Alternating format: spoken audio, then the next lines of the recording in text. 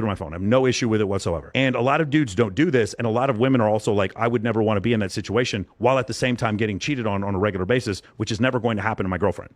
And so that's one of the things that I saw. But the biggest red flag for me was women telling me how I feel instead of asking me how I feel. That was the big one that I just have a big problem with, because I try not to do that to other people. Women who would like attack, like that's their form of communication because that's what they learned from their parents. And the other one is like, that's a really big red flag for me, is like when I have to complete the volume of self-love. Whenever I see a girl like that who's like, she loves herself 60%, especially the really, really, really pretty ones, Violetta, who like they're very clearly prettier than all their friends, but are just constantly have some sort of body dysmorphia or something to that effect, and they're always like putting themselves down internally.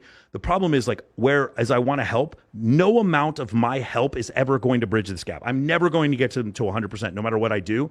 And the other problem, this is a really big issue, is when you're dealing with that level of insecurity and you're trying to fight to feed that insecurity, those are the girls who tend to cheat on you also, because they see themselves in a lower light. You're a man who treats them with honesty and respect. Then another guy comes along and treats them the way they believe they should be treated. That's when dudes get cheated on. And that's another reason why it's a huge turnoff for me, and it's a huge red flag for me when a girl is consistently dating one bartender after one male stripper after one VIP host who sleeps with a bunch of girls and then complains about them over and over again. I think it's a function of perspective, right? If you see someone, if you're talking to a guy and he's very honest with you and he's like, hey, listen, I'm not looking for a relationship at all, and you find yourself like outrageously attracted to him. I've seen women do this before, and they're like, I'm going to make him my boyfriend, right?